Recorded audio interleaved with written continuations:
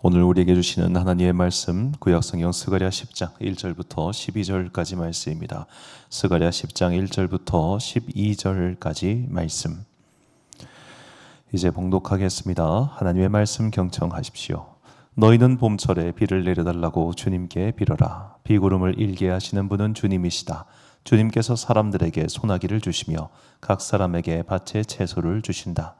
드라비 무상은 헛소리나 하고 점쟁이는 거짓 환상을 본다. 그들은 꾸며낸 꿈 이야기를 하며 헛된 말로 위로하니 백성은 양떼같이 방황하며 목자가 없으므로 고통을 당한다. 나의 분노가 목자들에게 풀처럼 타오른다. 내가 지도자들을 벌하겠다. 만군의 주님께서 그의 양무리인 유다 백성을 돌보시고 전쟁터를 달리는 날랜 말같이 만드실 것이다. 유다에서 모퉁이 돌과 같은 사람이 나오고 그에게서 장막 기둥과 같은 사람이 나온다.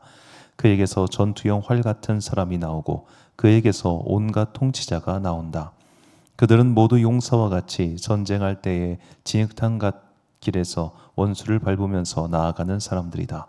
주님께서 그들과 함께 계시니 원수의 기마대를 부끄럽게 할 것이다. 내가 유다 족속을 강하게 하고 요셉 족속을 구원하겠다. 내가 그들을 불쌍히 여기고 그들을 모두 고향으로 돌아오게 할 것이니 나에게 버림받은 적이 없는 사람들 같이 될 것이다. 나는 주 그들의 하나님이다. 그들이 기도할 때마다 응답하겠다. 에브라임 사람들은 용사같이 되며 그들의 마음은 포도주를 마신 듯이 기쁠 것이다. 그들의 아들 딸들도 구원을 보고 기뻐할 것이며 나 주가 한 일을 본 그들의 마음이 즐거울 것이다. 내가 휘파람을 불어서 그들을 모으겠다. 내가 이미 그들을 구원하였으니 그들이 옛날처럼 다시 번성할 것이다. 내가 그들을 씨를 뿌리듯이 여러 백성들 가운데 흩어버려도 그들은 멀리서도 나를 기억할 것이며 아들 딸과 함께 살아있다가 돌아오게 될 것이다. 내가 그들을 이집트 땅에서 돌아오게 하고 아시리아에서도 돌아오게 하겠다. 내가 그들을 길르앗 땅과 레바논으로 데려올 것이니 그 땅이 살기에 비좁을 것이다.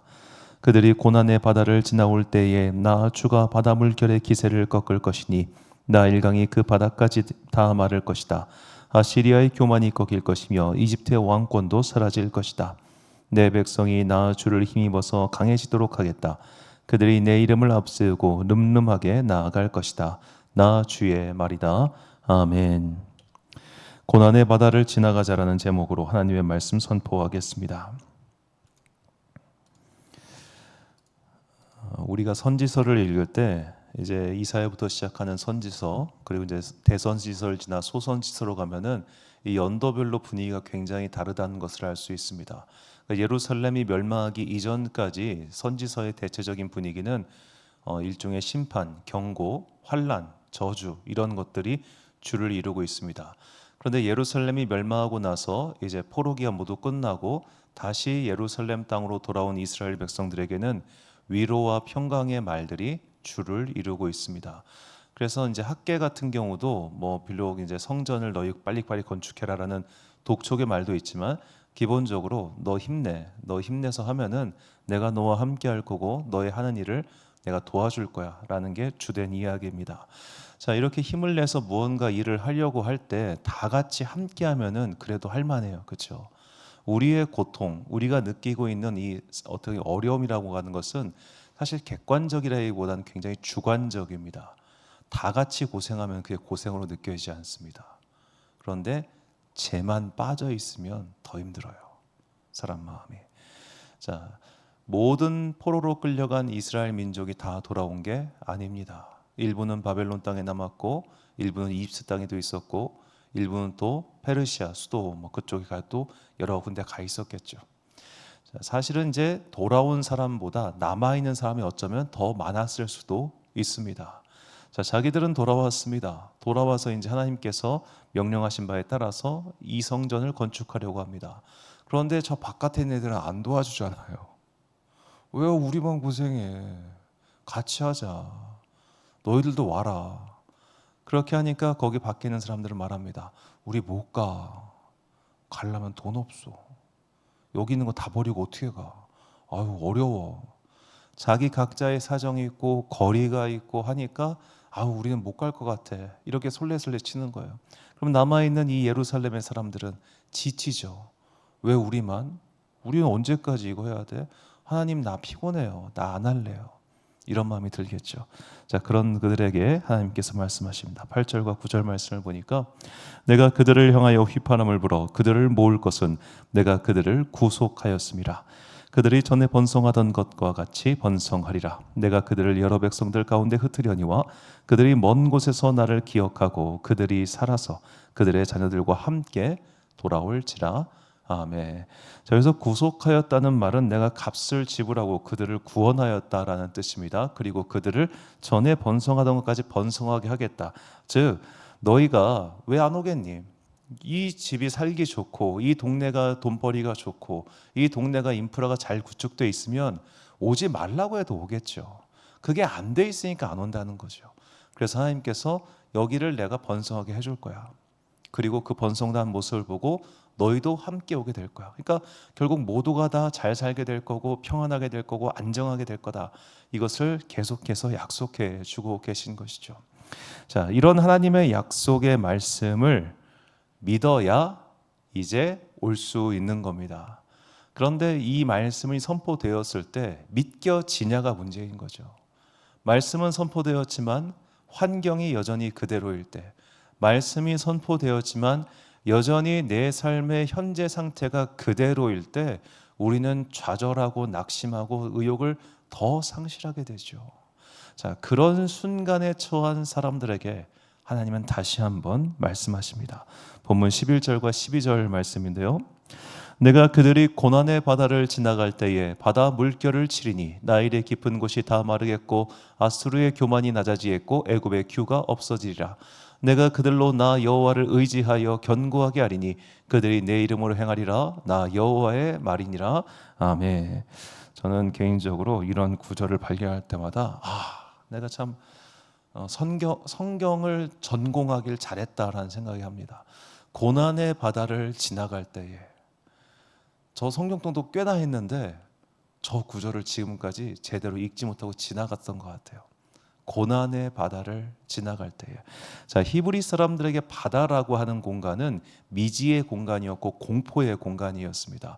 그래서 바다의 괴물 리바이어던이 거기에 살고 있다고 믿었고, 바다라고 하는 곳은 항상 공포의 공간이고 하나님의 심판을 상징하는 그런 공간이었단 말이에요. 거기에 고난이 겹쳐 있습니다. 자, 우리가 고난과 고통은 어떤 차이가 있을까요? 고통은 순간이에요. 지금 아픈 거예요. 지금 괴로운 거예요. 근데 고난은 기간입니다. 기간. 일정 기간 혹은 꽤나 긴 기간. 현재 진행형. 그러니까 고통은 짧지만 고난은 긴 거죠. 어느 게 더 아프다고 말할 수 있냐 비교하기는 어렵겠지만 여하튼 고난이 녹록지 않다는 것쯤은 우리가 다 이해할 수 있을 겁니다. 자, 그런 고난의 바다예요. 고난의 바다. 끝이 안 보이는 거예요. 끝이 안 보이는 거. 고통은 참으면 됩니다. 고난은 죽어야 끝납니다. 이게 진짜 사람 힘들게 하는 거예요. 그래서 오늘 본문에서 이 고난이라고 번역한 히브리어 차라가 되게 참 아주 의미심장한데, 보통 환난, 우리말 성경에서 환난으로 많이 번역하는 단어입니다. 근데 이 히브리어 차라가 개인에게 적용된 사례가 딱 한 건 있어요. 개인에게. 그러니까 사람을 가리켜서 쟤는 차라야 라고 하는 게 딱 한 건 나와요. 누구냐면 한나의 대적 분인나를 가리켜 그렇게 말합니다. 분인나가 한나 인생의 고난이었어요. 한나 인생의 환난이었어요. 우리가 내 삶 가운데 어떤 특정 기간 동안 그런 인간 만나면 이 말이 무슨 말인지 이해할 겁니다. 아이들의 학교에서 괜히 그렇게 되는 게 아닙니다. 누가 그러더군요. 요새는 한 반에, 예전 같은 경우 뭐 저도 그랬습니다만 한 반에 40명, 50명일 때와 지금은 한 반에 20명밖에 되지 않다 보니까 이 20명 사이에서 친구 관계가 한번 틀어지는 순간 그 안에 사귈 사람이 없다는 거예요. 옛날엔 얘랑 사귀다 틀어지면 쟤랑 사귀다 됐거든요. 근데 지금은 인구 구조상 그게 안 된다는 겁니다. 자, 그러다 보니까 아이들이 그 누군가와 관계가 심하게 틀어져서 그 아이로 인해서 고통을 받을 때 환난 같은 고통을 느낀다는 거죠. 이 기간, 중학교가 지나야 끝나나? 고등학교가 지나야 끝나야? 아니면 내가 죽어야 끝나나? 자, 이게 고난입니다. 이게 고난. 이 고난은 참 말할 수가 없겠죠. 예를 들어 참 안타까운 일이긴 합니다만, 예전에 이제 제가 그 교회에서 장애인 부서를 이제 교회에 있었는데, 그 부서 그 부모님이 항상 한 얘기가 있어요. 내가 죽으면 끝날 거예요.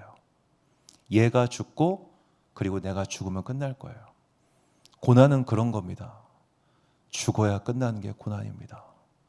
너무 낙심되고 너무 미칠 것 같고, 우리가 이제 사실 가족도 고난이 될 수 있어요. 혈연 가족도, 그렇죠? 맨날 얼굴 마주 봐야 되는 사람들. 요새는 보면 제가 볼 때는 그 가족보다도 직장이나 학교가 더 고난 같아요. 왜냐하면 우리가 수면 시간을 제외하면 사실 집에서 가족 얼굴 보는 시간이 그리 많지 않습니다. 그래서 직장에서 학교에서는 8시간, 10시간씩 이렇게 봅니다. 가장 정신 또렷하고 멀쩡할 때 그 인간을 봐야 돼요. 환난이에요. 고난입니다. 그 고난의 기간, 그 기간을 하나님께서 지나가게 해주신다는 겁니다. 내가 너로 하여금 그 고난의 바다를 지나가게 해줄게. 누구에게? 나를 의지하는 자에게. 나를 믿고 나를 신뢰하고 나를 붙들면 지금 캄캄하고 기간이 언제지, 이게 기간이 알면은 고통이에요. 기간을 알면. 그래서 군 생활은 고난이 아니라 고통이에요. 1년 반만 참으면 되니까. 그런데 고난은 기간을 모르니까 고난인 거예요. 언제 끝나나 이게. 그 끝날 게 안 보이는 그 고난의 바다를 나를 의지하면 내가 너로 지나가게 할 거야. 그래서 너의 인생이 견고해질 거야. 그렇게 말씀하시는 겁니다. 자, 오늘 우리가 함께 불렀던 이 찬송가 373장 고요한 바다로, 이 찬송가는 이제 원곡은 영국에서 나온 건데 1776년도예요. 이게 이제 일본을 거쳐서 우리나라 말로 번역돼서 신중 찬송가라고 하는 찬송가에 실린 첫 번째 연도가 1906년도입니다. 1906년도. 자, 그때부터 우리 민중들이 교회에서 이 찬양을 정말 열심히 불렀습니다. 이유가 뭘까 생각해 보니까 2절 가사 때문에 그래요. 2절 가사, 이 영어 원제가 이제 직역하면은 파도가 치솟고 휴식이 늦어진다 해도 폭풍은 축복이요 잡이라 우리를 집으로 더 가까이 데려다 주리이다. 이게 원 가사라면, 이걸 번역을 할 때 큰 물결 일어나 내 쉬지 못하되 이 풍랑 인연하여서 더 빨리 갑니다. 더 빨리 갑니다. 이 고난의 파고가 나로 하여금 더 목적지에 빨리 가게 만든다. 이게 1906년부터 이 조선 말기와 일제치하 넘어가면서 나라 꼴이 엉망진창이 되고 경제가 다 파탄이 나고 고통 중에 있던 그 백성들이 교회에 와서 찬양하면서 이 가사가 너무너무 와닿는 거예요. 그래, 이 고통, 언제 끝날지 모르는 고통, 일제가 언제 망할지. 그러니까 영화 밀정이었던가요? 암살이었던가요? 그거 보면 이정재 씨가 영화 끝에 이런 말 하잖아요. 조선이 독립할 줄 몰랐지? 몰랐죠. 고난의 기간을 누가 알겠어요. 그런데 그 고난의 기간을 오히려 나로 하여금 더 목적지를 향하여, 하나님을 향하여, 천국을 향하여, 그리고 그 믿음을 향하여 가는 원동력이 된다는 겁니다. 이것이 오늘 삶 가운데 여러 가지 어려움을 만나 고난의 바다를 지나가고 있는 우리들에게 주시는 하나님의 말씀입니다. 우리는 사람으로 인하여 고난받기도 하고요, 환경으로 인하여 고난받기도 합니다. 고난인 것은 기간을 모르기 때문에 힘든 겁니다. 기간을 정해놓고 너 딱 올해 11월까지만 고난받아 하면은 버티면 됩니다. 그럼 고통이 돼요. 그러면 며칠 남았다, 달력 세듯이 넘어가면 됩니다. 그런데 관계에서 생기는 고난, 저 인간이 죽어야 끝나나? 내가 여길 나가야 끝나나? 내가 여길 끊어야 끝나나? 그렇게 해야만 끝나는 고난의 문제는 우리의 정신을 갉아먹고 영혼을 피폐하게 만듭니다. 자, 그런 문제 앞에 내가 봉착해 있을 때 우리는 하나님을 의지하며 하나님의 뜻을 다시 한번 되새기며 하나님 나를 도와주세요라고 기도해야 하는 겁니다. 그래야 주님께서 이 고난의 바다를 지나갈 동안 내가 붙들 나의 망대가 되시고, 내가 붙들 나의 기둥이 되시고, 내가 붙들 나의 깃발이 되어 주십니다. 그러면 결국은 지나가게 될 거예요. 이런 것들을 지나갔던 고라 자손들이 다음과 같은 시편을 남겼습니다. 이 시편의 고백이 우리의 고백되기를 간절히 소망합니다. 시편 46편 1절부터 3절까지 말씀을 우리가 한 목소리로 봉독하겠습니다. 시작. 하나님은 우리의 피난처시요 힘이시니 환난 중에 만날 큰 도움이시라. 그러므로 땅이 변하든지 산이 흔들려 바다 가운데 빠지든지 바닷물이 솟아나고 뛰놀든지 그것이 넘침으로 산이 흔들릴지라도 우리는 두려워하지 아니하리로다. 아멘. 사랑하는 지혜빛 광성교회 성도 여러분, 그리고 이 새벽 함께 깨우고 계신 귀한 주님의 자녀 여러분, 인생의 고난의 종류는 너무나 가지가지입니다. 그래서 이렇다 저렇다 제가 함부로 말씀드릴 수는 없겠습니다만, 한 가지 분명한 것은 그 고난의 망망대해에서 아직도 헤매이고 있거나 아직도 그 풍랑으로 인해서 좌초될 위기에 처해 있다면 자꾸만 다른 거 붙들지 마시고, 하나님, 나로 하여금 이 고난의 바다를 지나가게 해주세요. 나로 이 바다를 지나가는 동안 좌초되지 않을 힘을 주세요 라고 날마다 기도하십시오. 기도하지 않고는 그거 못 버팁니다. 그런데 우리가 고난의 바다에 오랫동안 머물잖아요. 나중에 기도할 힘이 빠져요. 반드시 빠집니다. 내가 똑같은 문제를 가지고 연 단위로 기도했는데 그 문제가 해결 안 되면 우리는 한결같이 다 믿음의 의욕을 상실할 수밖에 없어요. 그렇게 그런 문제로 인해 믿음의 의욕이 상실되었을 때 필요한 게 뭐냐? 중보기도자들입니다. 중보기도자들. 그러므로 내 삶에 물론 이제 우리가 누군가에게 말할 수 있는 문제가 있고 말할 수 없는 문제가 있겠습니다만, 중요한 건 한 명 정도는, 반드시 한 명 정도는 내 삶의 문제를 진솔하게 이야기를 하고 나를 판단할 위인이 아니라 쟤는 왜 저런 문제에 휘말렸대 이런 식으로 막 정죄하고 판단할 그런 인간들은 중보기도자가 아니에요. 대적자들이지. 그런 사람들이랑 관계를 이렇게 깊게 맺을 필요 없고, 그런 사람 말고 정말로 나를 판단하지 않고 나를 정죄하지 않고 그 일에서 내가 벗어나기만을 기도해 줄 수 있는 중보기도자 한 명 정도는 꼭 만드시기 바라요. 대부분 이제 부모님들이 되시거나 혹은 가족들이 될 텐데, 또 가족 같은 경우도 이제 꼭 그렇지만도 않은 경우가 있기 때문에, 여하튼 그런 중보기도자들이 내가 완전히 지쳐가지고 쓰러져서 기도하지 못할 상황이 됐을 때 나를 위해 기도해 줍니다. 그러면 어느샌가 고난의 바다의 끝자까지 우리가 오게 될 겁니다. 그 믿음 가지고 하나님, 오늘도 내가 이 고난의 바다에서 침몰하지 않게 하여 주옵소서. 이 고난의 바다에서 하나님 깃발 붙들고 하나님을 바라보면서 내가 버틸 수 있게 하여 주옵소서. 날마다 기도함으로 그 구간을 잘 통과하여 내 지나온 모든 세월 돌아보니 다 주께서 인도하셨네 라고 고백할 수 있는 그런 여러분과 제가 되시기를 주님의 이름으로 축원합니다. 기도하겠습니다. 사랑과 은혜가 풍성하신 아버지 하나님, 우리는 살아가는 동안 여러 가지 고난을 겪고 어려움을 겪고 아픔을 겪을 때가 참 많습니다. 잠깐만 참으면 지나가는 그런 아픔이 아니라 언제까지 내가 이거 버텨야 되지? 내가 언제까지 이거 참아야 되지? 주님 하라고 부르실 수밖에 없는 그런 고난의 기간을 우리가 지나고 있다면 주여 우리를 그 바다에서 건져 주옵소서. 그리고 이 바다를 건너갈 때 동안 나의 의지할 나의 등대가 되어 주옵소서. 내가 주님의 빛을 바라보며 이 바다를 열심히 버텨보겠습니다. 또한 주님, 내가 당신께 손을 뻗사오니 이 손 꽉 붙잡고 놓지 마라 주옵소서. 주님께서만이 내 손을 잡아주시며 주님만이 나의 변함없는 나의 영원하신 친구이오니 내가 사람의 무엇을 의지하리이까? 오직 주님만을 바라봅니다.